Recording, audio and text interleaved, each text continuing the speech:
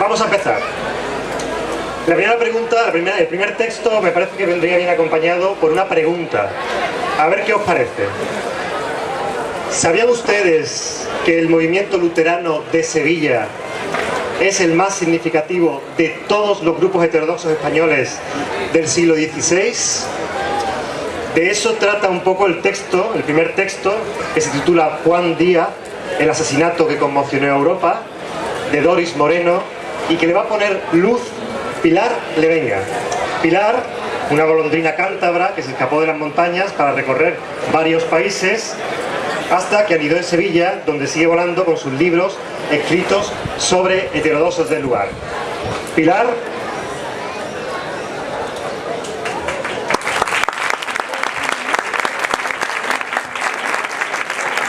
Hola, buenas tardes. Bueno, ya que Pepe ha dicho lo del movimiento luterano, es curioso que también estemos aquí en la Plaza Nueva, que la Plaza Nueva hasta el siglo XVI se llamó la Laguna de la Pajería, y fue Camposanto y también Huerta. Así que el texto que voy a leer ahora es como una historia, como un pequeño culebrón dramático. Vais a entender un poco la significación que tiene. El texto, como ha dicho Pepe, se titula Juan Díaz, el asesinato que conmocionó a Europa. Juan Díaz era un teólogo de Cuenca, nació en Cuenca, ¿habéis oído hasta aquí? ¿Sí? Era un hereje del siglo XVI, estudioso de las letras y de las escrituras. Este texto no lo he escrito yo, lo ha escrito Doris Moreno Martínez, es una catalana, profesora de historia en la Universidad Autónoma de Barcelona, ha trabajado sobre temas de historia, cultura, brujería, élites y heterodoxia, y siempre en relación con la Inquisición. Allá vamos, espero que os guste. La madrugada del 27 de marzo de 1546, Juan Díaz se levantó como de costumbre para iniciar sus estudios en la casa de Neuburgo, donde temporalmente residía. Tenía sobre la mesa varios libros pendientes de lectura que se habían retrasado y quería acabar de pulir un pequeño tratado titulado Christianae Religionis Summa, que estaba casi a punto para entregar a la imprenta. El retraso, no era importante, y menos teniendo en cuenta la razón última. Unos días antes, Juan había recibido una visita inesperada.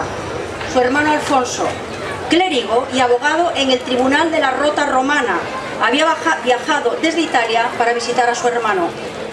Después de varios años y noticias suyas, el encuentro fue muy emotivo.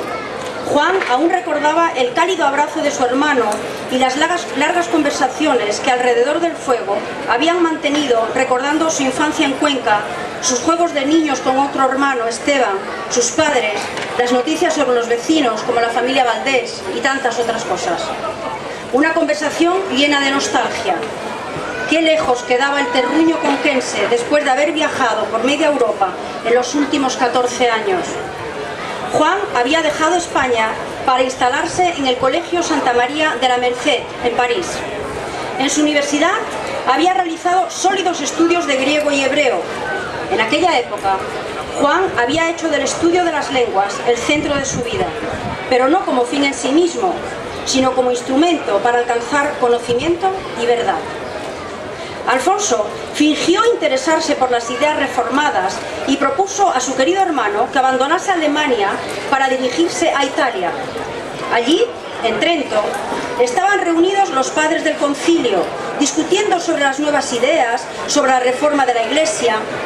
Juan debía asistir, presentarse, explicar con su vehemencia y pasión esa nueva interpretación de los textos bíblicos. Los conciliares le escucharían y llegarían al conocimiento de la verdad. Alfonso insistió una y otra vez. Juan acarició seriamente la idea.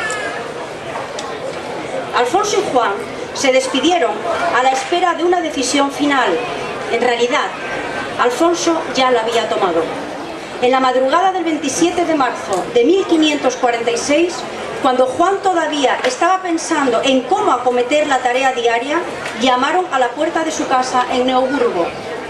Era el criado de su hermano Alfonso, con una carta muy importante. Juan le hizo subir las escaleras para recibirle en su propia habitación. Poco después, Alfonso entró en la casa y se quedó al pie de las escaleras, vigilando la entrada.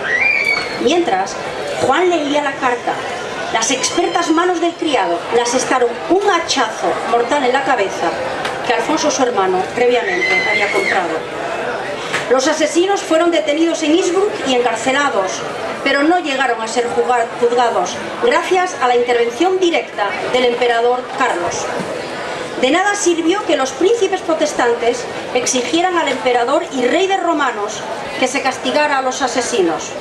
Fue el compañero de Díaz, Klotzener-Kleus, que vivía en la misma casa y fue testigo presencial de las ardides de Alfonso, quien realizó el relato de todo lo sucedido. Francisco de Encinas editó ese texto añadiendo aquel manuscrito que tanto interés tenía Juan por acabar, los Christianae Religionis Summa. Francisco de Encinas era un erudito español, clérigo, que fue español también de Burgos, y él fue la primera persona que tradujo el Nuevo Testamento, que estaba escrito originariamente en griego, y también fue encarcelado porque la Iglesia prohibió absolutamente su traducción y posterior publicación. El texto de Juan tuvo un éxito espectacular e inmediato, y se efectuaron traducciones a varias lenguas. El asesinato causó estupor en media Europa por la pasividad tanto del emperador como del Papa a la hora de castigar el delito. Inmediatamente creció la sospecha de que la Inquisición española estaba detrás de todo lo sucedido. Pocos meses más tarde, ese mismo año, moría en la hoguera de la Inquisición romana el amigo del alma de Juan, Diego de Encinas.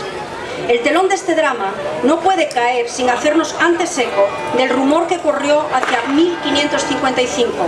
Un tal Alfonso Díaz, clérigo romano, se había suicidado. Gracias.